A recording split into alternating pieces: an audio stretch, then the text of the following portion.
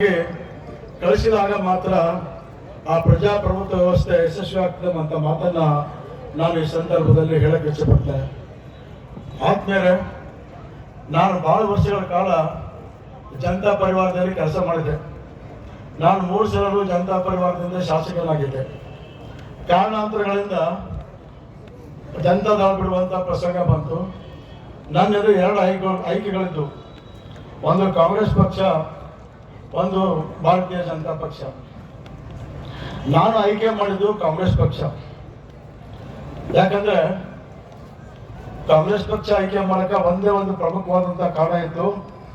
ನಮ್ಮ ಜಿಲ್ಲೆಯಲ್ಲಿ ಒಬ್ಬ ಹಿರಿಯ ಮುತ್ಸದ್ದಿ ನಾಯಕರಿದ್ರು, ಬಹಳ ಸೀನಿಯರ್ ಮೋಸ್ಟ್ ಲೀಡರ್ ಅವರು, ಮತ್ತು ಅಭಿವೃದ್ಧಿಯ ಬಗ್ಗೆ ಬಹಳ ಅಪಾರವಾದಂಥ ಮಾಹಿತಿಯನ್ನ ಅವ್ರು ಹೊಂದಿದ್ರು. ನಮ್ಮ ಗುಡಿಮಠಗಳ ಕ್ಷೇತ್ರವನ್ನ ಬಹಳ ಚೆನ್ನಾದ ರೀತಿಯಲ್ಲಿ ಅಭಿವೃದ್ಧಿ ಪಡಿಸಿದ್ರು ಶಾಸಕರಾಗಿದ್ದಾಗ. ಅಂತ ಒಂದು ಇಷ್ಟು ಲಾಂಗ್ ಲೈಫ್, ಉತ್ತಮವಾದಂಥ ರಾಜಕೀಯ ದೊಡ್ಡ ಜೀವನ ಅವ್ರದ್ದು. ಇವ್ರ ಜೊತೆ ಇದ್ರೆ ಅಥವಾ ಇವ್ರ ಜೀವನ ಇಕ್ಕರೆ ಇವ್ರು ನಮ್ಮ ರಾಜಕಾರಣದಲ್ಲಿ ಇನ್ನೂ ಹೆಚ್ಚಿನ ದಿವಸ ನಾವು ಶಕ್ತಿ ತುಂಬಿ ಇವರಿಗೆ ಮುಂದುವರ್ಸ್ಕೊಂಡ್ರೆ ನಮ್ಮ ಭಾಗ ಅಭಿವೃದ್ಧಿ ಆಗ್ತದೆ.